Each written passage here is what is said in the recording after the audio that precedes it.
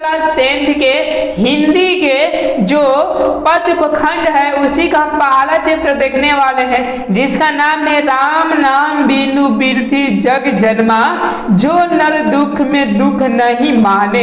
ये आपका चैप्टर का VVI ऑब्जेक्टिव क्वेश्चन लिए हैं, जैसे कि आपको दिखाई दे रहा है 2018 मतलब कि बहुत इंपॉर्टेंट है, तो इसको देखना ना मिस करें। तो चलिए बिना टाइम गवाए हम लोग ऑब्जेक्टिव क्वेश्चन को देखते हैं कैसा कैसा ऑब्जेक्टिव क्वेश्चन इससे बनाता है। तो पहला बोल रहा है कि रही रास किसकी रचना है, रही रास किसकी रचना है, तो याद रखिए कि ये जो रचना है वो गुरु नानक जी का है। अब चलिए अब ये श्लोकों में से ये चीजें आपके क्वेश्चन को निकाला गया है कि वाणी कब भी इसके समान हो जाती है, वाणी का मतलब बोली कब भी इसके समान हो जाती है। तो आप हमेशा याद रखिएगा ये पहला बोले कि जब व्यक्ति राम नाम लेना छोड़ देता है, जब व्यक्ति राम नाम लेना छोड़ सांसारिकता में लग जाता है, मतलब समझ रहे हैं भगवान के नाम नहीं लेते मतलब राम का, तो जो व्यक्ति राम का नाम नहीं लेते सांसारिक में लग जाते हैं, इन्हीं का वाणी कैसा हो जाता है 20 के सवाल से 2 का जो राइट आंसर होगा ऑप्शन नंबर क्या हो जाएगा V हो जाएगा। चलिए अब हम लोग 3 नंबर प्रश्न को देखते हैं। 3 नंबर क्या बोल रहा है, ये 3 नंबर बोल रहा है कि किसके बिना प्राणी को मुक्ति नहीं मिलती, मतलब किनके बिना प्राणी को मुक्ति नहीं मिलती, तो किनके बिना नहीं मिलती, तो याद रखिए गुरु ज्ञान के बिना प्राणी को कभी मुक्ति नहीं, यानी मुक्ति का मतलब ऐसा मतलब नहीं अच्छी मतलब नीति उनके मन की शांति बिना गुरु को मिलती उलती नहीं है। तो 3 का जो राइट आंसर हो जाएगा वो ऑप्शन नंबर क्या हो जाएगा D हो जाएगा, जो 2018-2021 में। जैसे कि आपको 4 नंबर प्रश्न दिखाई दे रहा है, राम नाम बीनु बिरथी जगे जन्मा, यह पंक्ति की है, मतलब कि किनकी है पंक्ति, तो ये जो है वो गुरु नानक जी ने बोले हैं।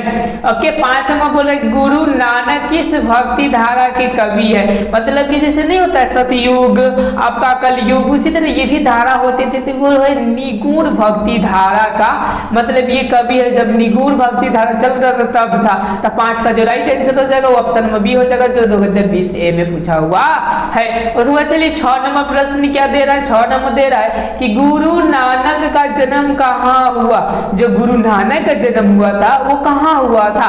ओके तो जो गुरु नानक का जन्म था याद रखिए लाहौर में तलवंडी में हुआ था, मतलब पहले तो ये भारत में ही आते थे लाहौर। ओके लेकिन आप कहाँ चले गए, आपके पाकिस्तान में चले गए कब, बंटवारा के टाइम। ये जब का पूछा है तो 2020 में क्वेश्चन पूछा हुआ है। चलिए हम लोग 7 नंबर देते हैं, बोलते हैं गुरु नानक पंजाबी के अलावा और किस भाषा में कविताएं लिखे, मतलब और कौन कौन से भाषा में उन्होंने कविताएं लिखे, तो याद रखिएगा वो हिंदी में भी लिखे गुरु नानक जी ने। 8 नंबर प्रश्न क्या बोल रहा है, जैसे कि आपको दिखाई दे रहा है कि आसदी बार किसकी रचना है, आसदी बार याद रखिएगा हमेशा ये जो रचना है ओके ये है आपका गुरु नानक का, किसका है तो गुरु नानक का।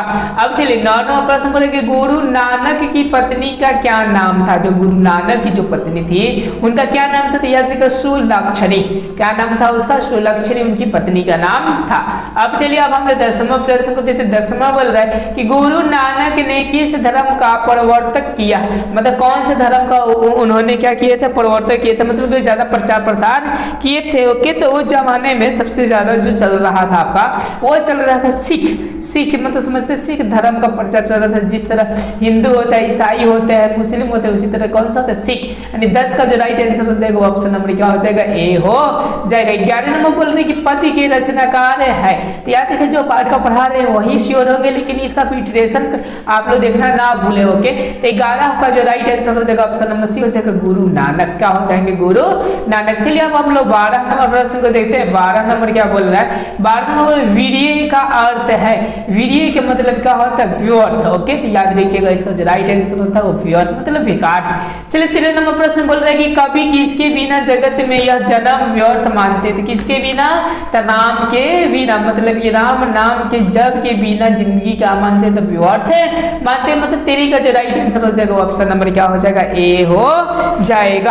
अब चलिए अब हम लोग 14 नंबर क्वेश्चन को पढ़ते हैं। 14 नंबर मेरा क्या बोल रहा है, 14 नंबर क्वेश्चन बोल रहा है कि पूजा पाठ संध्या तपन एवं वेशभूषा से क्या नहीं होती, मतलब क्या नहीं होता है, तो याद आंतरिक शुद्धि नहीं होता है। ऊपर से तो आप लोग झोपड़ा बढ़ा लीजिएगा, टीका कर लीजिएगा, तो कोई बोलेगा महान शादी, देखिए अंदर से क्या है, जैसे कि आप लोग देखिए हैं लोग अंदर से सब क्या होते हैं उसके बाद देखिए 15 नंबर प्रश्न क्या बोल रहा है, जैसे कि आपको दिखाई दे रहा है कि हरिरस से कवि का अभिप्राय है, मतलब हरिरस से क्या प्राय है, कवि का। ओके, तो इसका जो प्राय था राम नाम जप से, हरिरस का मतलब क्या होता है, राम नाम जप से उनका क्या था, अभिप्राय था।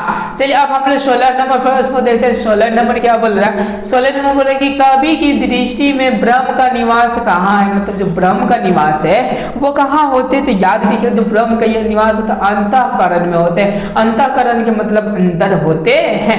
चलिए 17 नंबर प्रश्न बोले कि जिस पर ईश्वर की कृपा होती है वह किस विषय वासनाओं से स्वतः मुक्ति पा जाता है, मतलब जिस पे कृपा मतलब ईश्वर की कृपा होती है वह आपके वासनाओं से मुक्ति पा जाता है, तो कौन सा, तो संसारिक। ओके, समझ रहे, मतलब 17 का राइट आंसर हो जाएगा ऑप्शन नंबर क्या हो जाएगा, डी हो जाएगा। जैसा कि आपको 18 नंबर प्रश्न दिखाई दे रहा है कि कौन व्यक्ति सुख दुख दोनों ही परिस्थितियों में एक समान रहता है, मतलब सुख हो या दुख हो दोनों परिस्थिति में एक ही समान रहता है, तो वो जो व्यक्ति होते हैं वो जिस पे कृपा होती है, किनकी, यस ऊपर वाले की, वो वही सुख दुख में एक समान रहते थे, जो सांसारिक विषय वासना से मुक्त हो जाए, जिस पर ईश्वर की कृपा होती है, जिस पर ईश्वर की कृपा होती है और सांसारिक विषय वासना से क्या हो जाते, मुक्त हो जाते हैं, मतलब 18 का जो राइट आंसर हो जाएगा वो ऑप्शन नंबर क्या हो जाएगा, डी हो जाएगा। इनमें सभी क्या हो जाएंगे, इनमें सभी।